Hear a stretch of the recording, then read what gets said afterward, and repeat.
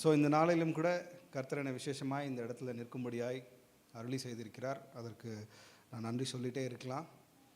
முதலாவது அதாவது செய்திக்குள்ளே போகிறதுக்கு முன்னாடி முதலாவது நான் என்னோடய சாட்சியை பகிரணும். ஸோ இந்த ஆலயத்தில் என்னை டெலிவரி பாயாக கர்த்தர் அநேக நேரங்களில் பயன்படுத்தி கொண்டே வருகிறார். அதற்காக நன்றி. ஸோ ஒரு ஸ்பிரிச்சுவல் கனெக்ஷனை இங்கே உருவாக்கி கொண்டே வருகிறார். அதனால தான் நான் வாஞ்சியோட பிரதர்கிட்டையும் கேட்டு இந்த இடத்துலையும் நிற்கிறேன், சாட்சியாகவும் நிற்கிறேன். அநேகர் எனக்காக ஜபித்தார்கள். எதற்காக அப்படின்னா, டிசம்பர் 19ஆம் தேதி நான் பணிக்கு கடந்து செல்லும் பொழுது ஒரு 2 வீலரில் ஒரு மைனர் ஆக்சிடெண்ட். என்னோடய ஒய்ஃப் அதை இன்சிடென்ட்னு சொல்ல, ஆக்சிடென்ட்னு சொல்லாத அப்படின்னு சொல்லியிருக்காங்க. என்ன ஆச்சுன்னா, எனக்கு முன்னாடி போயிட்டு இருந்தவர் இண்டிகேட்டர் போடாமல் திரும்பிட்டார். நானும் வேகமாக போனதில் அவரை போய் மோதி கீழே விழுந்துட்டேன். விழுந்ததில் இந்த ரைட் லெக்கில் முட்டிக்கு நடுவில் இருக்கிற லிகமெண்ட், அந்த லிகமெண்ட் தான் மேல் எலும்பையும் கீழ் எலும்பையும் சேர்த்து பிடிச்சிட்டு இருக்குது. அந்த லிகமெண்ட் கட் ஆயிடுச்சு, முழுசாக கட் ஆயிடுச்சு. இருந்தாலும் கர்த்தர் அந்த நேரத்தில் 1 மணி நேரத்துக்குள்ளே நான் ஹாஸ்பிட்டல் போகும்படியாகவும் அது இன்ஜெக்ஷன் போட்டு வீங்காத மாதிரி பத்திரமா என்னை பார்த்துக்கிட்டாரு. நான் நின்னேன் அப்படின்னா அப்படியே ஸ்லிப் ஆகி கீழே விழுற மாதிரி இருந்தது. இந்த லெக்கில் சுத்தமாக நிற்க முடியல, இதை யூஸ் பண்ண முடியல. ஹாஸ்பிட்டலில் சொல்லிட்டாங்க சர்ஜரி தான் ஒரே வழி, ஏசிஎல் அப்படின்னு சொல்லுவாங்க. ஏசிஎல் டியர்னால் சர்ஜரி தான் ஒரே வழி அப்படின்ட்டு. யூஸ்வலாக நம்ம மனசில் தோணும், ஓகே இதில் போகலாம், இதில் வேண்டாம், நம்மளுக்கு அந்த சத்துவம் இருக்குது, ஆப்ரேஷன் பண்ணிக்கிறதுக்கு உண்டான சத்துவம் இருக்குது, இன்சூரன்ஸ் இருக்குது அப்படின்னாலுமே கூட என் மனசில் ஆப்ரேஷன் போகிறதுக்கு உனக்கு வாய்ப்பு இல்லை, நீ போகக்கூடாது அப்படின்ற ஒரு வாஞ்சை இருந்துகிட்டே இருந்தது. மெடிக்கல் ரெக்கார்டு சொல்கிறது என்ன அப்படின்னா, ஏசிஎல் டியர் ஆயிடுச்சுன்னா கண்டிப்பாக நீங்கள் சர்ஜரி தான் பண்ணி ஆகணும், இல்லைனா ஸ்போர்ட்ஸ்லாம் பண்ண முடியாது, நிற்க முடியாது, ஓட முடியாது. இந்த வயசுலேயே இப்படி ஆச்சுன்னா இன்னும் பல காலங்கள் கடக்கணும் இல்லையா அப்படின்னு சொல்லிட்டாங்க. ஆனால் எனக்குள்ள ஸ்ட்ராங் ஒப்பீனியன் என்னென்னா, நான் மெடிக்கல் ரெக்கார்டு அவங்க என்ன வேணால் புரட்டட்டும், நான் மிரக்கல் ரெக்கார்டாக இருக்கிறேன். என் பைபிளில் ஃபுல்லாகவே மிரக்கல் ரெக்கார்டு தான் இருக்குது, கடவுள் எனக்கு மிரக்கல் ரெக்கார்டாக பண்ணுவார் அப்படின்ட்டு. ஆனாலும் நம்மளோட பலவீனம் இல்லையா, நம்ம நினைப்போம் எல்லாருமே பண்ணிக்கிறாங்க, ஒரு சின்ன ஆப்ரேஷன் தானே, அவர் சொல்கிறார் ஒரு மணி நேரம் டு 2 மணி நேரத்தில் முடிஞ்சிடும், ஒரு நாளில் நீங்கள் போயிடலாம், அதுக்கப்புறம் ஃபிசியோதெரப்பி பண்ணிக்கலாம் அப்படின்னு சொல்லிட்டு. ஆனால் ஃபேக்ட் வெர்சஸ் ஃபெய்த் அப்படின்னு பார்க்குறப்ப திரும்பவும் என்னோடய விசுவாசம் குன்றி போயிருந்தாலும் கடவுள் அதை பலப்படுத்தி, இல்லை நீ விசுவாசத்தில் நில்லு, ஃபேக்டில் நிற்காத ஃபெய்த்தில் நில்லு, முன்னாடி எல்லாருமே ஆப்ரேஷன் பண்ணிக்கலாம், ஆனால் நீ ஃபெய்த்தில் நிற்ப அப்படின்னு சொல்லிட்டு இருந்தாங்க. திரும்பி என்னோடய நாலேஜில் ஏன் ஆப்ரேஷன் பண்ணி ஆகணும், ஆப்ரேஷன் தான் ஒரே வழியா அப்படின்னு சொல்லிட்டு கூகுள்லாம் பண்ணி பார்க்குறேன்.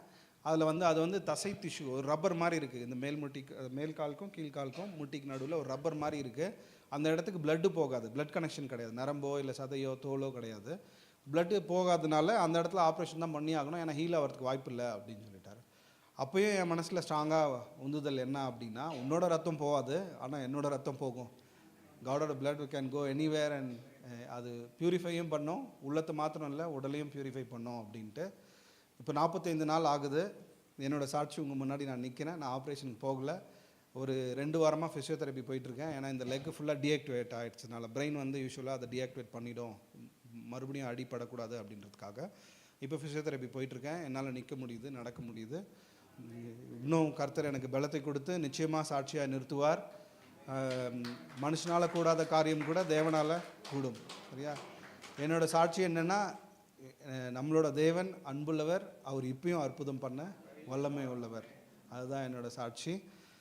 தொடர்ந்து நீங்கள் ப்ரேயர் ரெக்வஸ்ட் வச்சிங்க, உடல்நிலை சரியில்லை, குடும்பத்தில் பிரச்சனை அப்படின்னு சொல்லியிருந்தீங்க. எல்லாவற்றையும் மாற்ற கர்த்தர் வல்லவராக இருக்கிறார். நம்மளுடைய நோக்கம் அவர் மீது இருந்தா, சரிங்களா? இப்போ இதை கூட ஏன் எனக்கு அனுமதிச்சார் அப்படின்னு நீங்கள் கேட்கலாம். இதை நான் ஆசீர்வாதமாக தான் நினைக்கிறேன். ஏன்னா ஒரு 1.5 வருஷத்துக்கு முன்னாடி நான் பாவத்துக்குள்ளாக வாழ்கிற மனுஷன். என்னோட வெளி வாழ்க்கை ரொம்ப க்ரீனரியாக இருந்தாலுமே கர்த்தருடைய ஆசீர்வாதம், என்னோடய அம்மா அப்பா ப்ரேயர், என்னோடய சர்ச் மெம்பர்ஸ், இப்போ நீங்கள்லாம் ப்ரே பண்ணுறதுனால கடவுளை ஒரு கிரேஸ் பீரியடில் நடத்திட்டே போனாலுமே நான் பாவத்துக்குள்ளாக இருக்கிற மனிதன். ஸோ கர்த்தர் உனக்கு நான் நிறைய நன்மை செஞ்சுருக்கிறேன், என்னோடய லவ்வை நீ ருசித்து பார்த்துருந்தா அந்த லவ்வை மற்றவங்ககிட்டே நீ சொல்லணும் அப்படின்னு ஒரு உந்துதல் இருந்தது. ஒரு வருடத்துக்கு முன்பதாக லைஃப் வித் ட்ரூ காட் அப்படின்னு சொல்லிட்டு ஒரு தலைப்பில் ஒரு மினிஸ்ட்ரினா ஒரு பார்ட் டைம் மினிஸ்ட்ரி.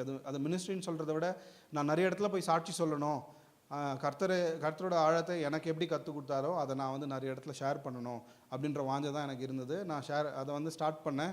இருந்தாலும் நடுவில் என்னோடய பலவீனங்கள், அதாவது என்னோடய உலக லௌகிக இச்சைகள் ஒரு பக்கம், என்னோடய ஸ்பிரிச்சுவல் லைஃப் ஒரு பக்கம், ரெண்டுத்துக்கும் உண்டான ஃபைட்டு நடந்துகிட்டே இருக்குது. ஒரு பக்கம் சாத்தான் சொல்கிறான், நீ வேதத்தை படிக்கிற, ஆனால் அதையே போய் நீ எப்படி சொல்லுவ, நீயே கடைபிடிக்கல, நீ போய் எப்படி சொல்லுவ. அதனால் எனக்கு நிறைய நேரத்தில் தடங்கள், நான் எப்படி போய் ஒரு இடத்துல சொல்கிறது, என்னோடய குடும்பத்தில் ஷேர் பண்ணனா கூட எனக்குள்ளே உள்ள தயக்கம், ஒரு உத்வேகத்தில் நான் சொல்லிட்டாலும் உள்ளே வந்து ஒரு பெரிய தயக்கம், ஒரு கில்ட் இருந்துகிட்டே இருந்தது. திரும்பி ஆரம்பிப்பேன், திரும்பி நிறுத்துவேன், திரும்பி ஆரம்பிப்பேன், திரும்பி நிறுத்துவேன். கடந்த அக்டோபர் 5ஆம் தேதி என்னோடய பிறந்தநாள். நான் ஊருக்கு போயிருந்தேன். அப்போது ரொம்ப வாஞ்சியான இருந்தது, இல்லை இந்த முறை பண்ணியே ஆகணும் அப்படின்னு சொல்லிட்டு. அன்றைக்கி யூஸ்வலாக நான் வளர்ந்த சபை வேலூரில், அங்கே சிஎஸ்ஐ பேக்ரவுண்ட், அங்கே வந்து செகண்ட் சாட்டர்டே அப்படின்னா ஃபாஸ்டிங் ப்ரேயர் வைப்பாங்க, ஒரு சின்ன ப்ரேயர் தான். நான் அங்கே போய் ஊழியத்தை இன்றைக்கி நான் ப்ரே பண்ணி ஸ்டார்ட் பண்ணி ஆகணும், எவ்ரி செகண்ட் சாட்டர்டே நான் வந்து அதை கர்த்தருக்குன்னு மினிஸ்ட்ரி கொடுக்கணும் அப்படின்னு சொல்லிட்டு நாங்கள் போய் ப்ரே பண்ணிவிட்டு ஸ்டார்ட் பண்ணலாம் அப்படின்னா, அன்றைக்கி ப்ரே பண்ணதோடு சரி, திரும்பவும் லௌகிக எச்சில் விழுந்துட்டு உலக பிரகாரமாக நெக்ஸ்ட்டு என்ன பண்ணலான்னு ஓடிட்டே இருக்கிற காலம். கடவுள் நான் விழுந்தப்போ என்ன பண்ணார், என்னோடய லெகமெண்ட், அதாவது ஒரு சின்ன ஒயர் கட், அவ்வளோதான். எனக்கு மேல் அடி ஒன்றுமே இல்லை, எதுவுமே கிடையாது. அழகாக என்னை காப்பாற்றிக்கிட்டாரு. அதுக்குண்டான பண உதவியாக இருக்கட்டும், பொருள் உதவியாக இருக்கட்டும், குடும்ப உதவியாக இருக்கட்டும், எல்லாத்தையுமே பார்த்துக்கிட்டார். ப்ரொவிஷன் இருந்தால் கூட the reason for my accident is not like to get operated and then suffer. But அதாவது ஆப்ரேஷன் ஆகி நீ சஃபர் ஆகணுன்றது கிடையாது. நான் உன் கூட அன்பாக இன்னமும் இருக்கிறேன், உனக்காக நான் வெயிட் பண்ணிகிட்டு இருக்கிறேன்னு காட்டுறது, அந்த நோக்கத்தை உணர்ந்து கொள்ள கர்த்தர் இதன் மூலமாக எனக்கு உணர்த்தினார். அதுக்கப்புறம் திரும்பி இல்லை, நான் இது எப்படியாவது பண்ணி தான் ஆகணும் அப்படின்ட்டு ஒரு 2 டேஸ்க்கு முன்னாடி திரும்பவும் எனக்குள்ளே வாஞ்சை இருந்துகிட்டே இருந்தது. நான் எங்கே ஸ்டார்ட் பண்ண போகிறேன், என்ன பண்ண போகிறேன். நான் அதாவது யூத் மினிஸ்ட்ரியில் நிறைய யூத் மினிஸ்ட்ரின்னு சொல்கிறத விட என்னோடய சிஎஸ்ஐ பேக்ரவுண்டில் வாலிபத்துக்கு கூட்டத்தில் நான் ஒரு 2 வருஷம் பிரசிடெண்ட்டாக இருந்து அதெல்லாம் ரன் பண்ணியிருக்கேன். அப்போது பல சர்ச்சில் வெளியெல்லாம் போய் கூட மெசேஜ் பண்ணியிருக்கேன். அது அப்போ கர்த்தர் கொடுத்த ஞானத்தில் நம்ம எல்லாமே பண்ணுவோம். பட் இப்போ நம்ம பண்ணுறப்ப நான் சாட்சியாக நிற்கணும் இல்லையா. I am not just going to share word. அது யார் வேணாலும் சொல்லலாம், சாத்தானுக்கு கூட தெரியும் வசனம், அவங்க கூட கோட் பண்ணுவான். ஸோ இப்போ நான் சாட்சியாக நிற்கணும்னா நான் எனக்குள்ளே பரிசுத்தமே இல்லையே, நான் என்ன பண்ண போகிறேன் அப்படின்னு திரும்பியும் கில்ட் என்னை சாத்தான் தள்ளிகிட்டே இருக்கிறப்ப, when evil by doing good, தீமையை நன்மையினால் வெல்ல அப்படின்னு நம்ம வசனம் படிச்சிருப்போம். அந்த வசனம் வந்துகிட்டே இருந்தது. அப்போ நான் பிரதருக்கு மெசேஜ் பண்ணுறேன். அப்போது எனக்கு கடவுள், அவருக்கு நான் அதை மெசேஜ் பண்ணுறேன், அது வரைக்கும் எனக்கு தாட் இல்லை. நான் மெசேஜ் பண்ணுறப்ப what is more good than sharing God's love and word. நான் வேறு என்ன நன்மையை செஞ்சிட முடியும்.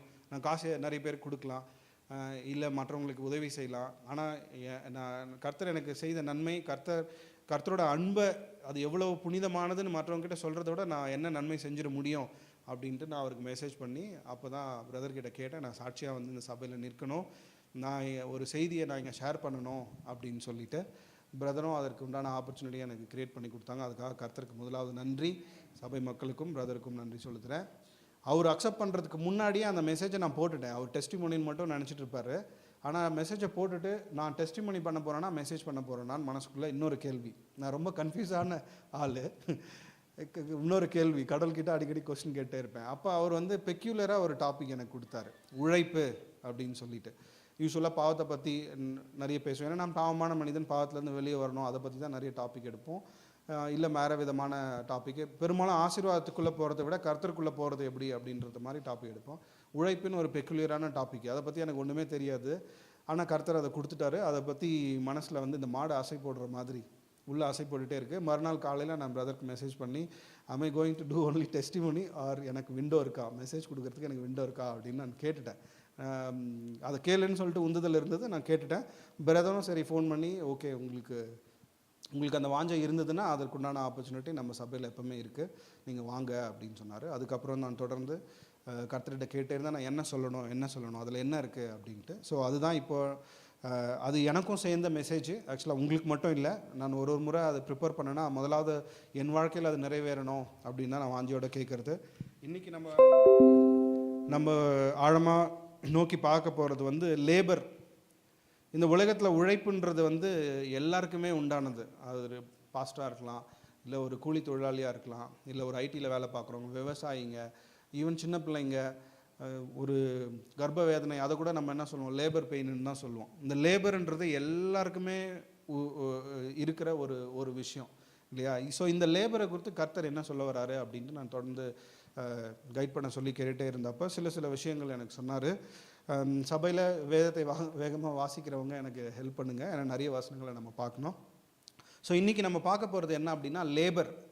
உழைப்பு அப்படின்னு சொல்லலாம். இன்னொரு வேர்டில் பிரயாசம்னு சொல்லலாம். நம்ம வந்து டெய்லி பிரயாசப்பட்டுகிட்டே இருக்கோம்ல, ஏதாவது ஒரு விஷயத்துக்கு பிரயாசப்பட்டுகிட்டே இருக்கோம். அது வந்து டெய்லி வேர்ஜஸாக இருக்கலாம், அதாவது பணம் சம்பாதித்து நம்ம உணவு சாப்பிட்றதுக்காக இருக்கலாம், ஒரு வீடு கட்டுறதுக்காக இருக்கலாம்.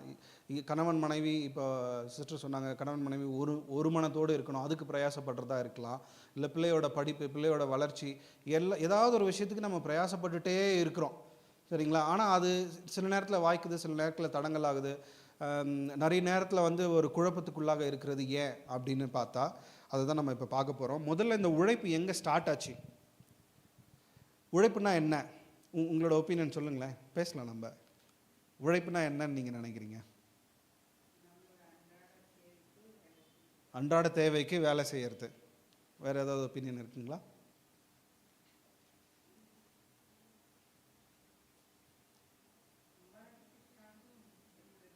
சம்பாதிக்கிறதுக்காக செய்கிறது. ஏதோ ஒருத்தர் நீங்கள் அச்சீவ் பண்ணுறதுக்காக நீங்கள் வந்து உங்களோட உடல் உழைப்பு, மன உழைப்பு, அதை வந்து நீங்கள் போடுறீங்க. யூ புட் யுவர் எஃபர்ட் தேர்.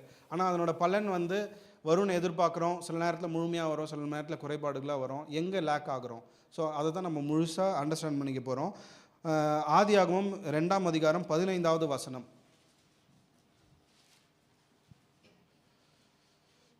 எடுத்து வாசிக்கலாம்.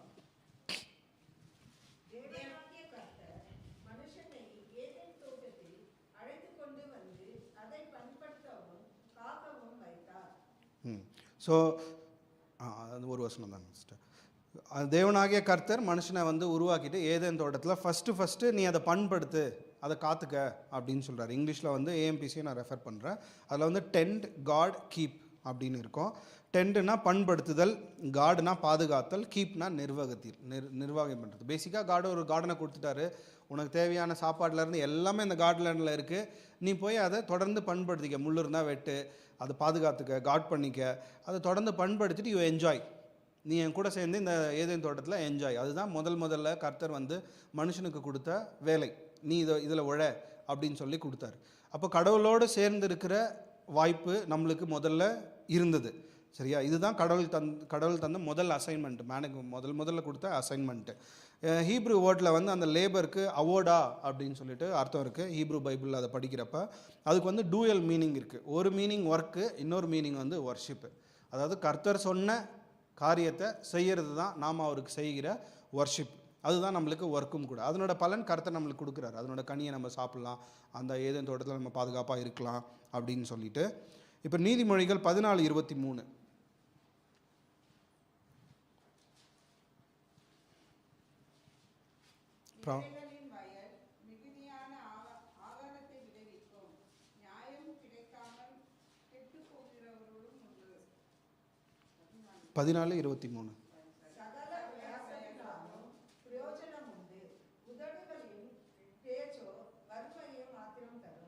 ஒரு சிலர் ப்ராவர்ட்டிலேயே இருக்கிறோம், ஆனால் எல்லா பிரயாசம் நீங்கள் சின்னதாக ஒரு எஃபோர்ட் எடுத்தால் கூட அதனோட பலனை கண்டிப்பாக பார்க்கணும், அதில் பிரயோஜனம் இருக்குது. அப்படி தான் வாசனம் சொல்லுது, சரிங்களா? நம்ம எல்லாம் பிரயாசம் எடுத்துகிட்டே இருக்கோம், ஆனால் வேதம் சொல்லுது நீங்கள் பிரயாசம் பட்டீங்க அப்படின்னா அதில் கண்டிப்பாக பிரயோஜனம் இருக்குது அப்படின்னு சொல்லிட்டு.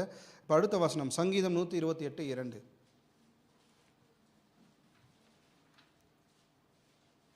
சங்கீதம் 128:2.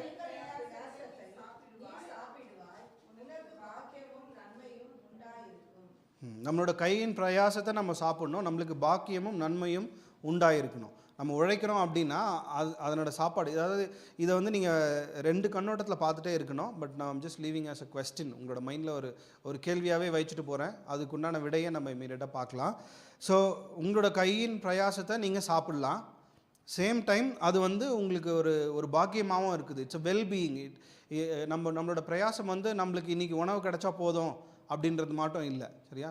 நான் பல்வேறு காரியத்துக்காக உழைக்கிறோம். அதனால தான் பிரயாசம், குடும்பம், பிள்ளைகள் அப்படின்றதுக்காக சொல்லுவோம். பல்வேறு காரியத்துக்காக உழைக்கிறப்ப அதனோட வெல்பீயிங் நம்மளுக்கு வரணும் இல்லையா? அதுதான் வசனமும் சொல்லுது. பிரயாசத்தில் பிரயோஜனம் இருக்குது, இன்னொன்று உங்கள் பிரயாசத்தை நீங்கள் சாப்பிடலாம், அதில் வெல்பீயிங், அதில் பாக்கியமும் இருக்குது அப்படின்ட்டு. ஆனால் இப்படி இருக்க வேண்டிய உழைப்பு, நம்மளோட உழைப்பு ஒரு இடத்துல மாறிடுச்சு நம்மளுக்கு. முதல்ல கர்த்தர் என்ன சொல்கிறாரு? உனக்காக எல்லாத்தையும் நான் உருவாக்கிட்டேன், நீ அதை பண்படுத்திக்க, பாதுகாத்துக்கோ, என்ஜாய் பண்ணு அப்படின்னு சொன்ன இடம், பிரயாசத்தை நம்ம சாப்பிட்ணும் அப்படின்னு வசனம் சொல்லுது, பாக்கியமாக இருக்கணும்னு வசனம் சொல்லுது. ஆனால் ஒரு இடத்துல அது மாறிடுச்சு. இப்போ திரும்பி நம்ம ஆதியாகமம் 3ஆம் அதிகாரம் 17 19 படிங்க. ஆதியாகமம் 3 17 19. பின்பு அவர் ஆதாமை நோக்கி, நீ உன் மனைவியின் வார்த்தைக்கு செவி கொடுத்து புசிக்க வேண்டாம் என்று நான் உனக்கு விலக்கின விருட்சத்தின் கனியை புசித்தபடியினாலே பூமி உன் நிமித்தம் சபிக்கப்பட்டிருக்கும். நீ உயிரோடு இருக்கும் நாளெல்லாம் வருத்தத்தோடே அதன் பலனை புசிப்பாய். அது உனக்கு முள்ளும் குறுக்கும் முளைப்பிக்கும். வெளியின் பயிர் வகைகளை புசிப்பாய். நீ பூமியிலிருந்து எடுக்கப்பட்டபடியால் நீ பூமிக்கு திரும்ப மட்டும் உன் முகத்தின் வேர்வையால் ஆகாரம் புசிப்பாய். நீ மண்ணாய் இருக்கிறாய், மண்ணுக்கே திரும்புவாய் என்றார். நம்ம வந்து சாயலாக மாறிட்டோம். நம்ம மண்ணிலேருந்து எடுத்து மண்ணுக்கே போகிற ஒரு சாயலாக மாறிட்டோம். வருத்தத்தோடு அதனோட பலனை புசிக்கிறதுக்கு சாபம் வந்துருச்சு. ஏன் வந்தது? கீழ்ப்படியாமல், டிஸ்ஒபீடியன்ஸ். கடவுள் நம்மளுக்கு என்ன சொன்னார்? நீ இதை பாதுகாத்துக்க, பண்படுத்துக்க, 2 தான் அவரோட வேலை. ஆனால் ஆடம் என்ன பண்ணான்றதை நம்ம பின்னாடி பார்க்கலாம். அது 2 தான் நம்மளோட வேலை. ஆனால் அங்கே கீழ்ப்படியாமைன்ற ஒரு காரியம் உள்ளே வந்ததுனால நம்மளோட உழைப்பை எல்லாத்தையும் நம்ம எப்படி சாப்பிட்டுருக்கோம்? வருத்தத்தோடு சாப்பிட்ற மாதிரி ஆயிடுச்சு.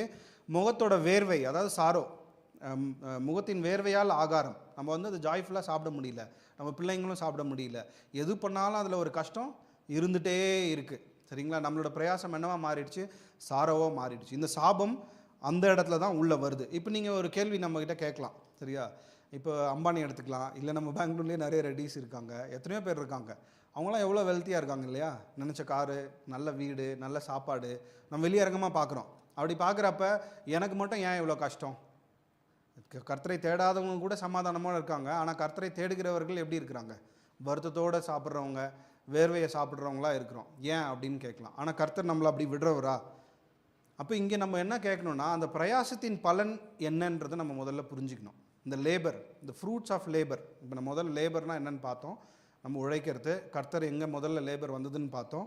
இப்போ ஃப்ரூட்ஸ் ஆஃப் லேபர் அதுனா என்ன? அது அப்போ நம்ம உலக பிரகாரமாக வெறும் வெல்த்து, இல்லை ஹவுஸு, ஒரு காரு, ஒரு வில்லா இருக்கிறது, நம்மளோட பேங்க் பேலன்ஸு, நம்ம ஹாஸ்பிட்டல் போனால் நம்மளோட ப்ரொவிஷனை பார்த்துக்கிறது, இது மட்டும் தான் ஃப்ரூட்ஸ் ஆஃப் லேபரா? அதனோட பலனை தான் கர்த்தர் சொல்கிறாரா அப்படின்னு பார்த்தா, கடவுள் நம்மளுக்கு வைத்த முதலாவது நோக்கம், ஆதாமுக்கு முதலாவது கொடுத்த நோக்கம் என்ன அப்படின்னா, அவரோட கிரியைகளை மகிழ்ச்சியோடு அனுபவிக்கணும். நான் உனக்கு எல்லாமே கொடுத்துட்டேன், இந்த தோட்டத்தில் எல்லாமே கொடுத்துட்டேன், யூ ஜஸ்ட் காட் இட், அதை வந்து பரிமாறிச்சிக்க, அதை அனுபவிச்சிக்க, அது எனக்கு மகிமையாக இருக்கணும். ஸோ கர்த்தர் கொடுத்த கிரியைகளை அனுபவிப்பதும் கர்த்தருக்கு மகிமையாக வாழ்வது, இது 2 தான் அவர் நம்மளுக்கு கொடுத்த லேபர். ஆனால் இங்கே என்னவா மாறிடுச்சு? அது வந்து சாபமாக மாறிடுச்சு. இப்போ இன்னும் 2-3 வசனங்களை படிக்கலாம். சங்கீதம் 90:17 படிங்க.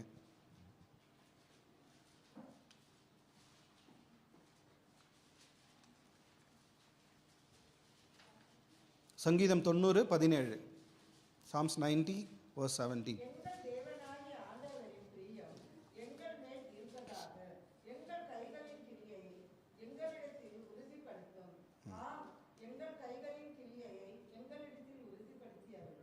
கையின் கிரியையை உறுதிப்படுத்தும். நான் அவங்க பண்ணுற வேலையை ஸ்திரப்படுத்துங்க, நான் என்ன பண்ணாலுமே அதை வாய்க்க செய்யுங்க. அப்படி தான் வசனத்தை நம்ம கேட்கணும். சரிங்களா? இந்த ஸ்திரப்படுத்துகிற வார்த்தையை மனசில் வச்சுக்கோங்க. again we will see the answer for it. இப்போ 1 கொரிந்தியர் 15:58 வசனம். 1 கொரிந்தியர் 15:58.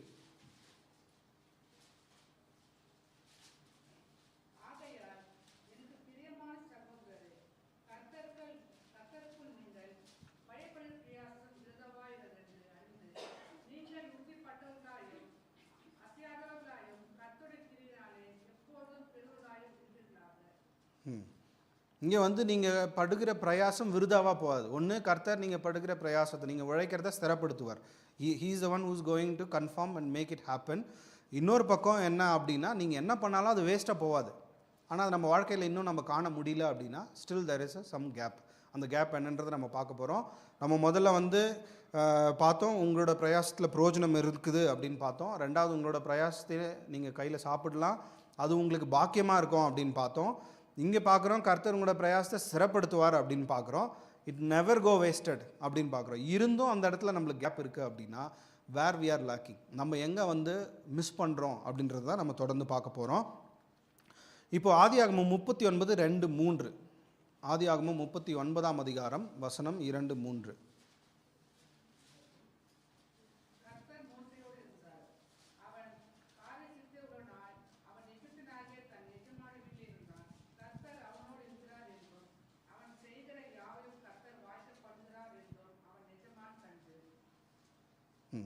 ஸோ கர்த்தர் யார் கூட இருந்தார்? அப்போ யோசப் என்ன எகிப்து தேசத்துக்கு அதிபதியாக இருந்தாரா? நீங்கள் அது அடிமையாக இருந்தார். So it doesn't mean that like ஒரு சிஇஓ தான் நல்லா இருக்க முடியும், ஒரு நல்ல வேலை செய்கிற ஒரு ஐடியில் வேலை பார்க்குறவங்க தான் நல்லா இருக்க முடியும், ஒரு கூலிக்கார் நல்லா இருக்க முடியாது அப்படின்றதுலாம் கிடையாது. It's not because of the job what man does. அவங்க ஒரு மனுஷனையோ என்ன வேலை பார்க்குறாங்க, எங்கே வேலை பார்க்குறாங்கன்றது கிடையாது, எப்படி வேலை பார்க்குறாங்க, யாரை முன்னிறுத்துறாங்கன்றது குறித்து தான் இந்த ஆசீர்வாதம் வருது. இப்போ இங்கே ஜோசப் வந்து அடிமையாக தான் இருந்தார். அடிமையாக இருக்கும் போதே அவர் தொட்டதெல்லாம் வாய்த்தது, அவரை சுற்றி என்ன இருந்தது? ஆசீர்வாதம் இருந்தது. இப்போ நாம் வந்து எந்த பொசிஷனில் வேணால் இருக்கலாம், நம்மளோட வேலை எந்த பொசிஷனில் வேணால் இருக்கலாம், ஆனால் அது நம்மளை சுற்றி ஆசீர்வாதமாக இருக்கணும் அப்படின்னா யார் நம்ம கூட இருக்கணும்? கர்த்தர் நம்ம கூட இருக்கணும். அப்போ ஜோசப் வந்து இங்கே யாரை முன்னிலை வைத்திருப்பார் அப்படின்னா கர்த்தரை முன்னிலை வைத்திருப்பார். அதை நம்ம திரும்பி தொடர்ந்து பார்க்கலாம். நாட் ஓன்லி தட், ஜோசப் மாத்திரம் பார்க்கல, அதை யாரும் பார்த்தாருங்க?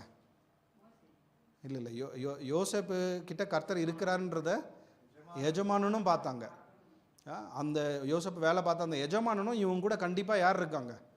காட் இருக்கிறாங்க. ஸோ நம்மளோட சாட்சி பை டிஃபால்ட் நம்மளோட ஃபேமிலியாக இருக்கட்டும், இல்லை நம்ம வேலை பார்க்குற இடமா இருக்கட்டும், எங்கே இருந்தாலுமே சரி, பை டிஃபால்ட் நம்ம கர்த்தருக்கு முன்னிலை வாய்க்கிறப்ப நம்மளோட காரியம் வாய்க்குது, நம்ம ஆசீர்வதிக்கப்பட்டிருப்போம். அதை நாம் மட்டும் பார்க்க போகிறதில்ல, நம்மளை சுற்றி இருக்கவங்களும் பார்க்குறாங்க. இப்படியான வாழ்க்கை எப்படி ஒரு ஆசீர்வாதமான வாழ்க்கை. ஆனால் இது நம்மளுக்கு இருக்குதா? எந்த அளவுக்கு இருக்குது? இருக்கும் அப்படின்னு சொல்கிறோன்னா எந்த அளவுக்கு இருக்குது? ஏன்னா காடோட ஸ்டாண்டர்டு கிறிஸ்துவை போல் மாறுறது தான் நம்மளோட ஸ்டாண்டர்ட் இல்லையா? நம்ம எந்த அளவுக்கு போகணுன்னா அந்த ஸ்டாண்டர்டுக்கு போகணும். இப்போ நம்ம எந்த ஸ்டாண்டர்டில் இருக்கணுன்றதையும் நம்ம நினச்சி பார்க்கணும். ப்ளஸ் நம்மளுக்கு ஃபஸ்ட்டு அந்த ஸ்டாண்டர்டுக்குள்ளே இருக்கிறோமா, அந்த ட்ராக்கில் இருக்கணுமான்றதையும் பார்க்கணும். அவர் யோசேப்பு செஞ்ச எல்லாவற்றையுமே என்ன பண்ணார்? கர்த்தர் ஆசீர்வாதத்து வாய்க்க பண்ணினார். இப்போ அந்த மாதிரி ஒரு ஆசீர்வாதம் நமக்கு இருக்கணும் அப்படின்னா நம்ம என்ன பண்ணணும் அப்படின்றது நம்ம தொடர்ந்து பார்க்கலாம். நம்ம பிள்ளைங்களை படிக்க வச்சா அவங்க நல்லா படிக்கணும். நாம் வேலைக்கு போனால் அது நம்மளுக்கு ப்ரொமோஷனாக இருக்கணும். நம்ம உலக ரீதியாகவே இப்போ சொல்லிகிட்டு இருக்கேன். இன்னும் ஸ்பிரிச்சுவல் லேபர்னு ஒன்று பார்க்க போகிறோம். நம்மளோட உழைப்பு வீணாக போகாமல் அது கர்த்தருக்கு மகிமையாக மாறணும் அப்படின்னா நம்ம இன்னும் சில விஷயங்களை செய்யணும். இது யோசேப்புக்கு சாத்தியமாச்சு அப்படின்னா நம்மளுக்கு சாத்தியமாகாமல் இருக்குன்னா நம்ம ஏதோ ஒன்று பண்ணுறோம். மத்தேயு 6:24.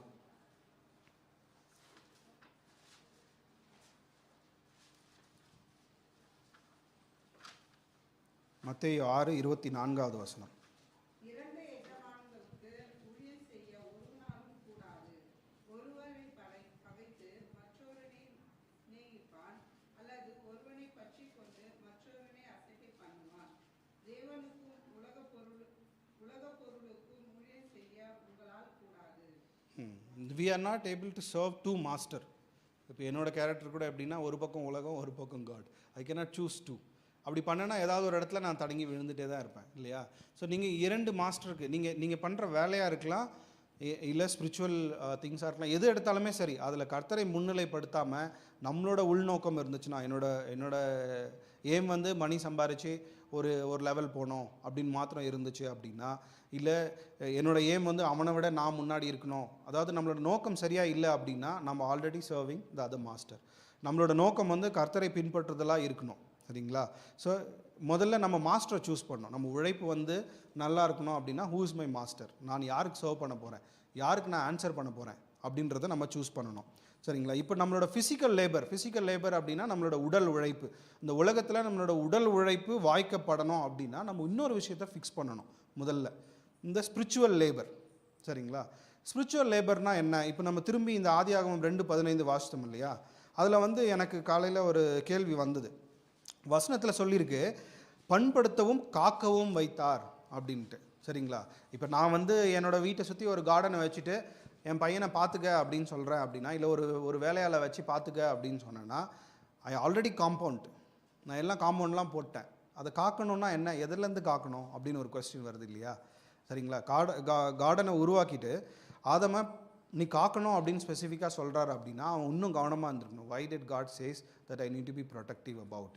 அப்போ நம்மளோட லேபரில் ப்ரொடெக்டிவாக இருக்கிறோமா? அது வந்து உலகத்தார்ந்த மாத்திரம் கிடையாது, இங்கே சம்திங் இஸ் மோர் தேர் அப்படின்னா அதுதான் நம்மளோட ஸ்பிரிச்சுவல் லேபர். நம்மளோட ஆவிக்குரிய உழைப்பு எப்படியா இருக்கிறது? இந்த இடத்துல 3 விஷயம் வருது. ஒன்று வந்து நம்மளோட சிந்தை, த மைண்ட். சரிங்களா? அங்கே வந்து லேக் ஆஃப் ஃபோக்கஸ். நம்மளுக்கு வந்து ஒரு நோக்கம், நம்மளோட நோக்கம் வந்து சரியாக இல்லை, நம்ம டபுள் மைண்டடாக இருக்கோம் எப்போவுமே. நம்மளோட சிந்தையை மாற்றணும். ரெண்டாவது வந்து த ஹார்ட், இருதயம். நம்மளோட இருதயம் எதை நோக்கி இருக்கிறது? Are we zealing for God? நம்மளோட பேஷன் வந்து கடவுளை நோக்கி இருக்கிறதா, இல்லை உலகத்தில் நம்ம எப்படியாவது ஒரு நல்ல ஒரு ரிச்ஃபுல்லாக இருக்கணும், நம்ம பசங்க நல்லா படிச்சிடணும், இல்லை நோய் இல்லாமல் இருக்கணும், இதை மாத்திரம் நோக்கியதாக இருக்கிறதா அப்படின்றத நம்ம பார்க்கணும். மூணாவது வந்து த ஹேண்ட், இந்த செயல். இது வசனத்தோடவும் பார்க்கலாம். நாம் செய்கிற செயல் பாவத்திலிருந்து விடுபட்டு இருக்கிறதா, இல்லை நம்மளுக்கு கொடுத்துருக்கிற ரெஸ்பான்சிபிலிட்டி. இப்போது சிம்பிளாக சொல்லணும்னா, இப்போ நம்ம பேரண்ட்டாக இருக்கிறோம் அப்படின்னா, பிள்ளைகள் கர்த்தரால் வரும் சுதந்திரம்னு சொல்கிறோம். பிள்ளைகளை பார்த்துக்க வேண்டியது யாரோட ரெஸ்பான்சிபிலிட்டி?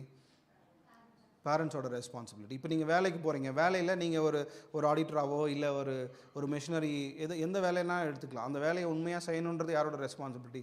உங்களோட ரெஸ்பான்சிபிலிட்டி இல்லையா? ஸோ நம்மளோட ரெஸ்பான்சிபிலிட்டி நம்ம ஒழுங்காக பண்ணல அப்படின்னா நம்மளோட செயல் எப்படியா இருக்குது அப்படின்றத பார்க்கணும். இதில் ஒரு 2-3 வசனத்து மூலமாக முதல்ல பார்க்கலாம்.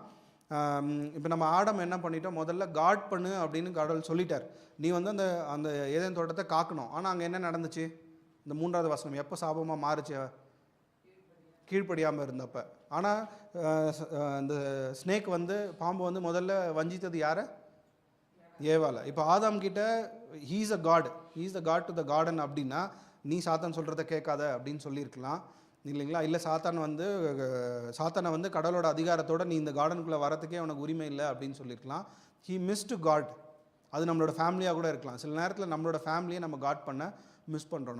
நம்மளோட பிள்ளைங்களை காட் பண்ண நம்ம மிஸ் பண்ணுறோம். அதை எப்படியா காட் பண்ணோம், எவ்வளோ ப்ரேயருக்குள்ளே நம்ம இருக்கணும், எவ்வளோ வசனத்தை சொல்லணும், அவங்களோட நோக்கம் கர்த்தருக்குரியதாக இருக்கணும் அப்படின்றத நம்ம எப்படி பார்த்துக்கணும், நம்மளோட நோக்கம் கர்த்தருக்குரியதாக இருக்கிறது எப்படி பார்த்துக்கணும், அந்த காடிங் வந்து நம்ம மைண்டில் கான்ஷியஸாக இருக்கணும்.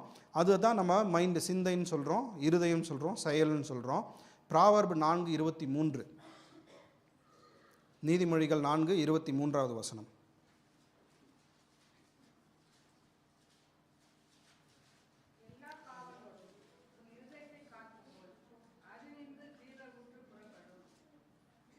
எல்லா காலத்திலும் உன் இருதயத்தை.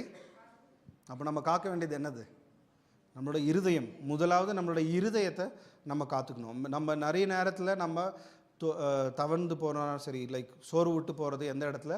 இருதயத்தில். நம்ம இருதயத்தை நம்ம எந்த அளவுக்கு காத்துக்கிறோம் அப்படின்றது ரொம்ப முக்கியம். அதனோட பிளெஸிங் இப்போ பார்க்கலாம். 1 தீமோத்தி 6:17 வசனம் படிங்க. 1 தீமோத்தி 6:17.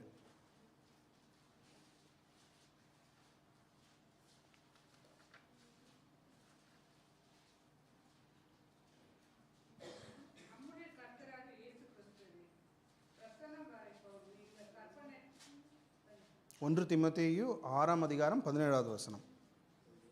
இவ்வுலகத்திலே ஐஸ்வர்யமுள்ளவர்கள் இருமாப்பான சிந்தையுள்ளவர்களாயிராமலும் நிலையற்ற ஐஸ்வர்யத்தின் மேல் நம்பிக்கை வையாமலும் நாம் அனுபவிக்கிறதுக்கு சகலவித நன்மைகளையும் நமக்கு சம்பூர்ணமாய் கொடுக்கிற ஜீவனுள்ள தேவன் மேல் நம்பிக்கை வைக்கவும். நம்ம யார் மேலே நம்பிக்கை வைக்கணும்? ஜீவனுள்ள தேவன் மேலே. நம்மளோட ஐஸ்வர்யம் மேலே காக்கவே காக்காது. இப்போ எனக்கு ஃபுல்லாக ஹாஸ்பிட்டல் செலவுக்கு மணி இருக்கலாம், இன்சூரன்ஸ் இருக்கலாம். But it doesn't mean that I will get proper heal even if I do operation. சரிங்களா? நம்மளோட நோக்கம் வந்து எங்கே இருக்கணும் அப்படின்னா, ஜீவனுள்ள தேவன் மேலேயே இருக்கணும், ஐஸ்வர்யத்து மேலே இருக்கக்கூடாது. இது யாருக்கு சொல்கிறாரு அப்படின்னா, முதல் வசனத்தில் ஐஸ்வர்யவானுக்கே சொல்கிறார். சரிங்களா? there is no any quantification. உங்ககிட்ட 1 கோடி இருந்தால் ஐஸ்வர்யவான், 1 லட்சம் இருந்தால் ஐஸ்வர்யவான், 1000 ரூபாய் இருந்தால் ஐஸ்வர்யவான். ஐஸ்வர்யம்ன்றது என்ன அப்படின்னா, கர்த்தருடைய பரிபூர்ண சமாதானம் நம்மோடும் நம்முடைய இருதயத்திலும் நம்முடைய குடும்பத்திலும் தங்குறது தான் நம்மளுக்கு ஐஸ்வர்யம். அதுதான் நம்மளுக்கு டிஃப்ரென்ஸ். இந்த அம்பானிக்கும் நம்மளுக்கும் உள்ள டிஃப்ரென்ஸ் என்ன அப்படின்னா, நம்ம பரிபூர்ணமாக சமாதானத்தோடு நித்திரைக்கு போகிறோன்னா நம்ம நல்லா தூங்கலாம். நம்ம பிள்ளைய வெளியே அனுப்புகிறோன்னா நம்ம தைரியத்தோடு அனுப்பலாம். நம்ம வெளியே போகிறோம் அப்படின்னா தைரியத்தோடு போகலாம். ஒருவேளை இந்த மாதிரி ஆக்சிடென்ட் ஆச்சு, ஒருவேளை குடும்பத்தில் சண்டை வருது அப்படின்னா கூட எல்லாமே யாரோட கண்ட்ரோலில் இருக்குது? கர்த்தரோட கண்ட்ரோலில் இருக்குது. நம்ம அதுக்கு தானே ஐயோ நான் பிரயாசப்பட்டு என்னோட பலனை கொண்டு நான் ஏதாவது சரி பண்ணிவிடுவேன் அப்படின்னு நம்ம போய் முட்டிகிட்டே இருக்கணுன்ற அவசியம் கிடையாது. எல்லாத்தையுமே என்ன பண்ணிடுவார்? கர்த்தர் பார்த்துப்பார். அதனால் ஐஸ்வர்யத்து மேலே நம்பிக்கை வைக்காமல், நம்மளுடைய பலத்து மேலே நம்பிக்கை வைக்காமல், நம்மளோட நம்பிக்கை எப்போவுமே யார் மேலே இருக்கணும்? கர்த்தர் மேலேயே இருக்கணும். ஸோ இந்த நம்மளுடைய சிந்தையாக இருக்கட்டும், நம்மளோட இருதயமாக இருக்கட்டும், நம்மளோட செயலாக இருக்கட்டும், ஃபர்ஸ்ட் ஆஃப் ஆல் நம்மளோட இருதயத்தை நம்ம காத்துக்கொள்ளணும்.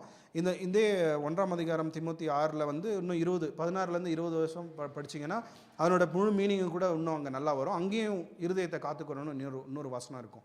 ஸோ நம்மளோட இருதயத்தை காத்துக்கொண்டு நம்மளோட சிங்குலர் ஃபோக்கஸ், இந்த ஸ்பிரிச்சுவல் லேபர் என்னென்னா, நம்மளோட சிங்குலர் ஃபோக்கஸ் எப்போவுமே யார் மேலே இருக்கணும்? கர்த்தருக்குரியதாக இருக்கணும். இப்போ ஒரு வேலை இடத்துல நம்மளை வந்து ஒருத்தர் ரெஸ்பெக்டே பண்ணலை நம்மளை வந்து ஒரு இழிவாக நடத்துகிறாங்க, இல்லை நம்மளுக்கு அங்கே தாளந்து இல்லை அப்படின்னு நினைக்கிறோம் அப்படின்னா கூட நம்ம பலன் இழந்து போகணுன்ற அவசியமே கிடையாது. ஞானத்தை தருகிறவர் கர்த்தர், வெற்றியை தருகிறவர் கர்த்தர். ஏற்ற நேரத்தில் எதை வேணாலும் எந்த இடத்துலையும் கர்த்தர் தர வல்லவர். அவர் இடத்துல காத்திருக்கிறதுக்கு நம்மளுக்கு பலன் இருக்குதா, அவர் இடத்துல விசுவாசம் வைத்திருக்கிறதுக்கு நம்மளுக்கு பலன் இருக்குதா, இதை தான் நம்ம முழுசாக பார்க்கணும். உங்கள் பிள்ளைங்கள் சரியாக படிக்கல அப்படின்னா கூட நீ முதல்ல கர்த்தரை தேடு, உண்டான வெற்றி கர்த்தர் தருவார். இதை நான் சாட்சியாக கூட சொல்லலாம். ஏன்னா என் கூட படித்தவங்க, இப்போ ஸ்கூல் ஃபஸ்ட்டு வந்தவங்க, காலேஜ் ஃபஸ்ட்டு வந்தவங்க, அவங்கெல்லாம் என்னென்ன வேலையில் இருக்காங்கன்னு இப்போ நான் பார்க்குறேன். அதாவது it's not for a comparison, but ஞானத்தில் பலவீனமாக நான் இருந்தால் கூட கர்த்தர் என்னை எந்தளவுக்கு ஆசீர்வதித்திருக்கிறார் அப்படின்றதுக்காக தான் நான் இதை சொல்கிறேன், அவங்கள தாழ்த்ததுக்காக கிடையாது. சில நேரத்தில் சில பலனை வந்து நம்ம ஒரு நாள்லையோ ஒரு மாதத்துலையோ ஒரு வருஷத்துலையோ காண்றதில்ல, அது சில வருடங்கள் கூட ஆகலாம். ஆனால் அந்த பலனை காணும்பொழுது நீங்கள் நிச்சயமாக கர்த்தரை துதிப்பீங்க. அது வரைக்கும் நம்மளோட சிங்குலர் ஃபோக்கஸ், நம்மளோட ஒரே கோல் போஸ்ட் எங்கே இருக்கணும் அப்படின்னா கர்த்தருக்குள்ளே மாத்திரமே இருக்கணும். சரிங்களா? அந்த ஸ்பிரிச்சுவல் லேபர், அதாவது நம்ம ஸ்பிரிச்சுவல் லேபர் முதலாவது சரி பண்ணுறப்ப ஆட்டோமேட்டிக்காக நம்மளோட ஃபிசிக்கல் லேபர் அலைன் ஆகிடுது. நம்ம ஸ்பிரிச்சுவல் லேபரோட பலன் நம்ம காண்றப்ப ஆட்டோமேட்டிக்காக ஃபிசிக்கல் லேபரோட பலனையும் நம்ம காணுவோம். இங்கே நான் சொல்கிறது எகேன், நீங்கள் you will get one crore in bank balance அப்படின்றது கிடையாது. நீங்கள் ₹1 சம்பாரிச்சாலும் அது கர்த்தர் போதுமானதாக வைப்பார். இதுதான் நம்ம அடுத்த வருஷத்துலேயும் படிப்போம். பட் அதுக்கு முன்னாடி இங்கே ஆல்ரெடி ஒரு சாபம்னு வந்துருச்சு இல்லைங்களா? நீங்கள் மண்ணிலேருந்து எடுத்து மண்ணுக்கு போகிற ஒரு சாயில் ஐடென்டிட்டி, அங்கே என்னென்னா மண்ணுக்கொப்பான ஒரு ஐடென்டிட்டி, அதுதான் நம்மளுக்கு ஆதாம் மூலமாக கிடச்சிது. ஆனால் அந்த ஐடென்டிட்டி ஒரு இடத்துல மாறுது. அங்கே தான் நம்மளோட ஹீரோ வராரு, ஜீசஸ். நம்மளோட ஐடென்டிட்டியை வந்து கீழ்ப்படியாமையினால் வந்த சாபத்தில் இருந்து சன்னோட ஐடென்டிட்டியாக மாற்றுறதுக்கு அங்கே வந்து கிரைஸ்ட் வந்தார். 1 கொரிந்தியர் 15 அதிகாரம் 47-48 வசனங்கள் படிக்கலாம். 1 கொரிந்தியர் 15 அதிகாரம் 47-48. முந்தின மனுஷன் பூமியிலிருந்து உண்டான மண்ணானவன், இரண்டாம் மனுஷன் வானத்திலிருந்து வந்த கர்த்தர். மண்ணானவன் எப்படிப்பட்டவனோ மண்ணானவர்களுக்கும் அப்படிப்பட்டவர்களே, வானத்திற்குரியவர் எப்படிப்பட்டவரோ வானத்திற்குரியவர்களுக்கு அப்படிப்பட்டவர்களே. இங்கே வந்து நம்மளோட ஐடென்டிட்டி மாறுது. கலாத்தியர் 4:7 வசனத்தையும் படிக்கலாம். கலாத்தியர் 4 அதிகாரம் 7 வசனம்.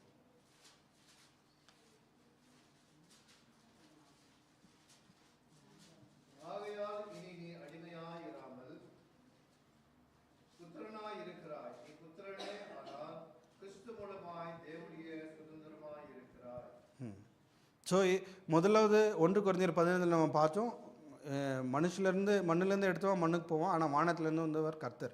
இப்போ கிரைஸ்ட் நம்மளை என்னவா மாற்றிட்டாரு அப்படின்னா, நீ இனிமேல் மண்ணுக்கு திரும்பி போகிறதில்ல, நீ உன்னோட வேர்வையை வந்து சாப்பிட போகிறது கிடையாது. You are going to eat with peace. சமாதானத்தோடு நீ உன்னோட கையின் பிரயாசத்தின் பலன் என்ன? சமாதானம். உங்களோட வீட்டில், உங்களோட பிள்ளைகளோட வாழ்க்கையில் எதை எடுத்துக்கிட்டாலுமே சரி, உங்களோட உடல்நிலை எடுத்துக்கிட்டாலுமே சரி, அது பலவீனம் இருந்தாலுமே அதை சமாதானத்தோடு அணுகிற ஒரு பலத்தையும் ஒரு விசுவாசத்தையும் கர்த்தர் நம்மளுக்கு தருவார். Because we are not a slave anymore. நம்ம யாருக்கு இப்போது கர்த்தருக்கு பசங்களாக இருக்கிறோம். இப்போ என்னோட அப்பா ஒரு கார்டன் வச்சுருக்காரு அப்படின்னா அதை நான் உரிமையோடு போய் பார்த்துக்கலாம். இனிமேல் நான் வந்து அங்கே போய் வேலை பண்ணி அதனோட வருத்தத்தை சாப்பிட்ணுன்ற அவசியம் கிடையாது. இந்த கலாத்தியர் 4:7 படித்த மாதிரி you are a Sun now. நம்ம என்னவா மாறிட்டோம்? நம்ம பிள்ளைகளாக மாறிட்டோம், கர்த்தருக்கு பிள்ளைகளாக மாறிட்டோம். நம்ம கர்த்தருக்கு பிள்ளைகளாக மாறிட்டோம் அப்படின்றதுனால வெறும் பலனை மட்டும், அதாவது இப்போ எங்கள் அப்பா நல்ல ஒரு பணக்காரர், உலக எக்ஸாம்பிள் நான் அடிக்கடி சொல்லி காட்டுறேன், ஏன்னா ஈஸி டு கோரிலேட் அப்படின்றதுனால. எங்கள் அப்பா ஒரு நல்ல வசதி படைத்தவர், எல்லாமே அவர்கிட்ட இருக்குது, நான் வெறும் அனுபவிக்க மட்டும் போகிறேன் அப்படின்னா that's not right. I need to be confident and also அவருக்கு பையனாக இருக்கிற தகுதியும் எனக்கு இருக்கணும் இல்லையா? ஸோ நம்மளோட நோக்கம் என்னென்னா, அவருக்கு தொடர்ந்து நம்ம சன்னாக இருக்கிறதுக்கு உண்டான தகுதியை நம்ம கான்சன்ட்ரேட் பண்ணுறப்ப ஆட்டோமேட்டிக்காக சாயில் ஐடென்டிட்டியிலேருந்து நம்ம எங்கே போயிடுவோம்? சன் ஐடென்டிட்டிக்கு மாறிடுவோம். சரிங்களா? இப்போ நம்ம இங்கே எங்கே போவோம்னா திரும்பி ஆதியாகமம் 2:15 வசனத்துக்கு போய் அது நம்ம ஆல்ரெடி படிச்சிட்டோம். அந்த வசனத்தின் மூலமாக திரும்பவும் நம்ம என்ன பண்ணுவோம்? we will enjoy அவரோட கிரியைகளை சந்தோஷமாக அனுபவத்திற்கு உண்டான ஐடென்டிட்டி நம்மளுக்கு கிடைக்குது. ஸோ நம்ம ஸ்பிரிச்சுவல் லேபரை ஃபிக்ஸ் பண்ணோம் அப்படின்றது தான் இங்கே நம்மளோட முதல் நோக்கம். இப்போ நம்ம ஸ்பிரிச்சுவல் லேபரை ஃபிக்ஸ் பண்ணிட்டோம் அப்படின்னா நம்மளுக்கு வரக்கூடிய பலன்கள் என்ன? இது ஃப்ரூட்ஸ் ஆஃப் லேபர். நம்ம லேபர்னால் என்னன்னு பார்த்தோம். அதுக்கப்புறம் ஃபிசிக்கல் லேபர் அது எங்கே சாபமாக மாறுச்சு அப்படின்னு பார்த்தோம். ஃபிசிக்கல் லேபரை ஃபிக்ஸ் பண்ணணும் அப்படின்னா நம்ம ஸ்பிரிச்சுவல் லேபரை ஃபிக்ஸ் பண்ணோம் அப்படின்னு பார்த்தோம். நம்ம ஸ்பிரிச்சுவல் லேபர் ஃபிக்ஸ் பண்ணுறப்ப ஆல்ரெடி நம்ம சாயில் ஐடென்டிட்டியில் இருந்து சன் ஆஃப் ஐடென்டிட்டி, சன் ஐடென்டிட்டிக்கு மாறிட்டோம் அப்படின்னு பார்த்தோம். ஒருவேளை நம்ம சன் ஐடென்டிட்டிக்கு மாறுறோம் அப்படின்னா நம்மளோட ஃப்ரூட்ஸ் ஆஃப் லேபர் என்ன, நம்மளோட சிந்தை, நம்மளுடைய செயல், நம்மளுடைய இருதயத்தை காத்துக்கொண்டு அதை கர்த்தருக்கு அப்படின்னு சிங்குலர் ஃபோக்கஸாக நம்ம நடக்கிறப்ப இந்த ஃப்ரூட்ஸ் ஆஃப் லேபர் என்ன அப்படின்னு பார்த்தோன்னா ப்ராவர்பு 10:22 படிக்கலாம். நீதிமொழிகள் 10:22 வசனம்.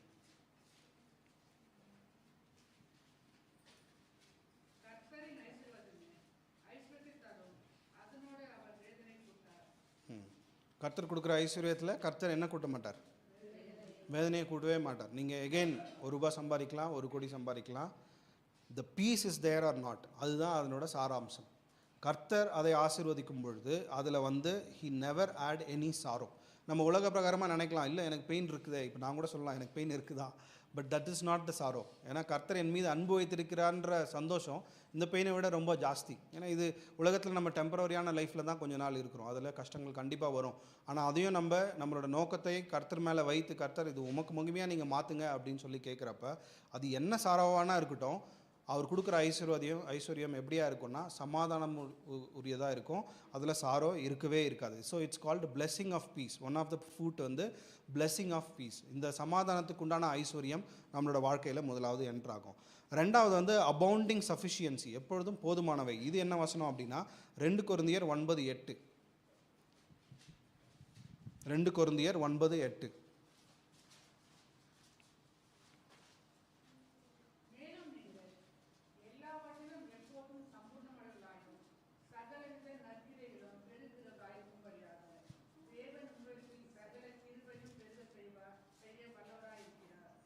அவரால் முடியும். நீங்கள் என்ன பண்ணாலுமே அதை மல்டிப்ளை பண்ணி அதை பரிபூர்ணம், சம்பூர்ணம், இதெல்லாம் பெரிய பெரிய வார்த்தை இல்லைங்களா, அது மாதிரி மாற்றுறதுக்கு கர்த்தரால் கண்டிப்பாக முடியும்.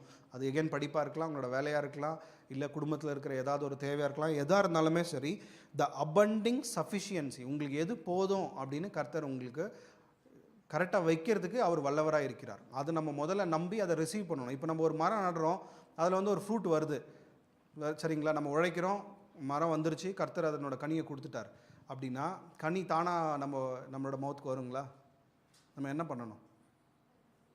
பறித்து சாப்பிடணும் இல்லையா? அதுக்குண்டான பலனையும் அதுக்குண்டான ஞானத்தையும் கர்த்தர் உங்களுக்கு தரணும் அப்படின்னு சொல்லிட்டு நம்ம கண்டினியூஸாக ப்ரே பண்ணணும். கர்த்தர் அதனோட ஃப்ரூட்டை தரப்போ அதை பறித்து சாப்பிட்றதுக்கு நம்ம கற்றுக்கொள்ளணும். இங்கே அபண்டிங் சஃபிஷியன்சி வரப்போ it's not only enough for you, it's also to be distribution. கர்த்தர் உங்களை என்னவா மாற்றுவார் அப்படின்னா உங்களை ஒரு டிஸ்ட்ரிபியூஷன் சென்டராக மாற்றிடுவார். It's not to give money to many people, but it's to give love to many people.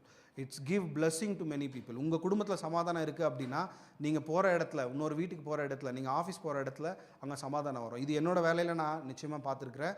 நான் எந்த டீமில் இருக்கிறேனோ அந்த டீமில் எப்போவுமே இட்ஸ் ரன்னிங் ஃப்ளோ தான். எங்கேயுமே ஒரு தடங்கள் அதெல்லாம் வரும், ஆனால் it will be overflowed. But as long as I am there in the team, அது ஆசீர்வாதமாக மாறும். இதை நான் கர்த்தருக்கு மகிமையாக சொல்லுவேன். It's not to boost my self. நான் கர்த்தரே நீங்கள் என்னை ஆசீர்வதிக்கிறதுக்காக நன்றி, இந்த இடத்துல உண்மை தான் நான் மகிமைப்படுத்துகிறேன், நீர் போதுமானவராக இருக்கிறீர், நீர் வல்லமை உள்ளவராக இருக்கிறீர்.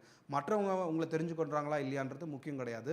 நீங்கள் இருக்கிற இடத்துல அவர் உங்களை அபண்டிங் சஃபிஷியன்ஸாக வைப்பார். It's not only in your family but also outside. இது இரண்டாவது ஃப்ரூட். முதல்ல பிளெஸிங் ஆஃப் பீஸ், ரெண்டாவது அபண்டிங் சஃபிஷியன்சி. மூணாவது ஒன்று இருக்குது, ரிமைனிங் வேல்யூ. யோவான் எழுதின அதிகாரம் 15:16.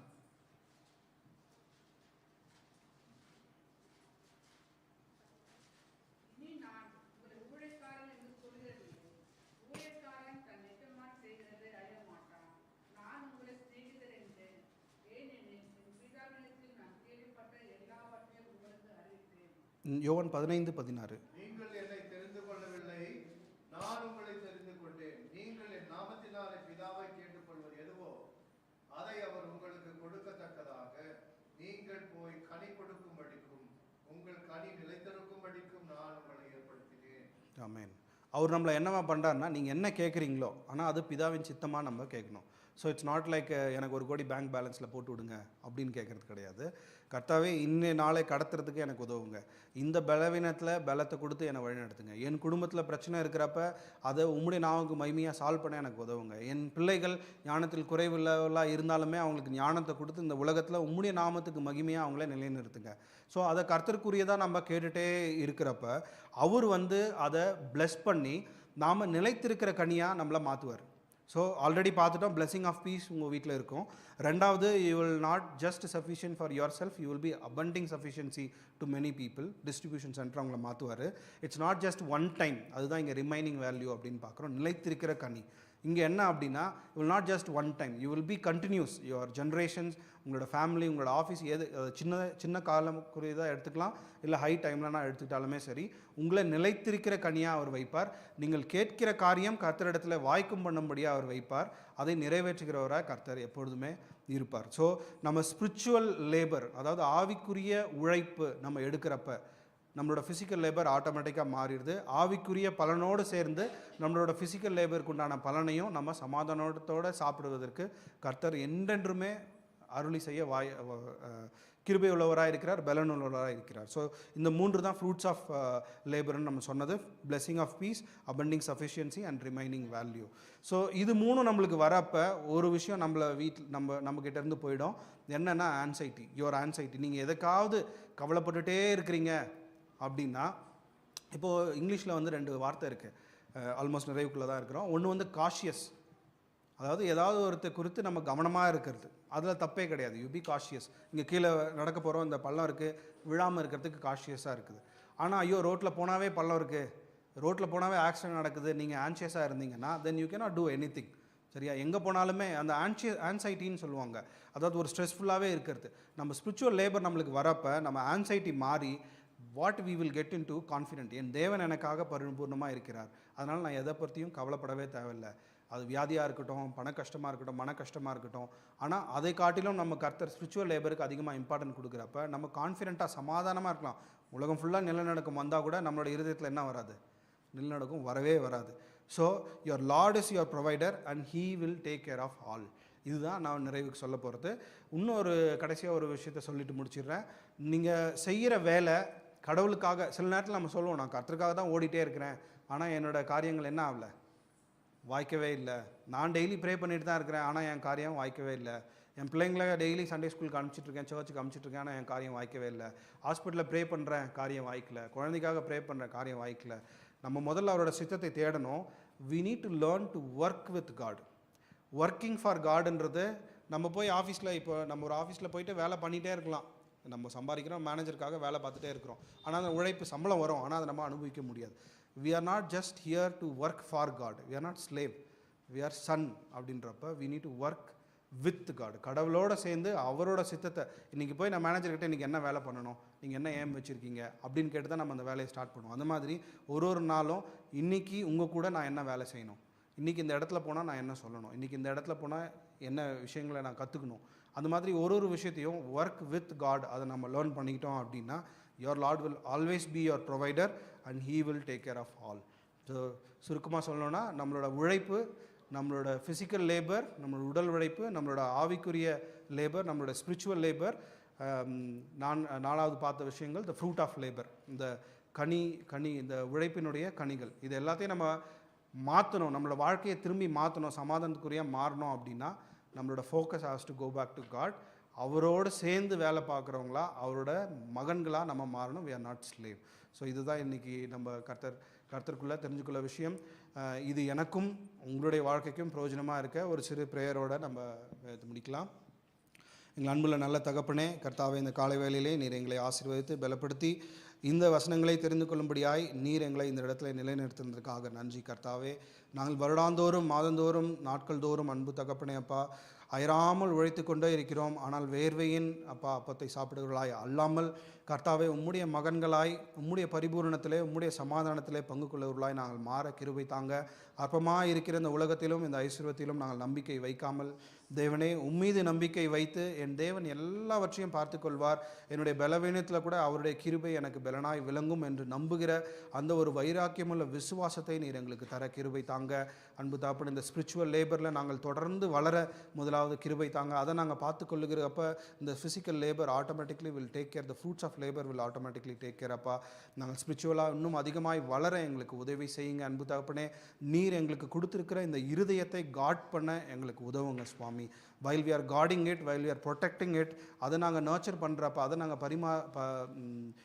அதை நாங்கள் பார்த்துக்கொள்ளுகிறப்ப கர்த்தாவே, நீர் மற்ற எல்லாவற்றையும் பார்த்துக்கொள்ள நீர் போதுமானவராக இருக்கிறீர். அதற்காக ரொம்ப நன்றி. இங்கே இந்த செய்தியை கேட்டுக்கொண்டிருக்கிற ஒவ்வொருவருக்கும் இந்த blessing of peace அவருடைய இருதயத்திலும், அவருடைய குடும்பத்திலும், அவருடைய பிள்ளைகள் மத்தியிலும், அவருடைய பெற்றோர் மத்தியிலும் நிலைத்திருக்கிறதுக்கு நீர் ஆசீர்வதிங்க.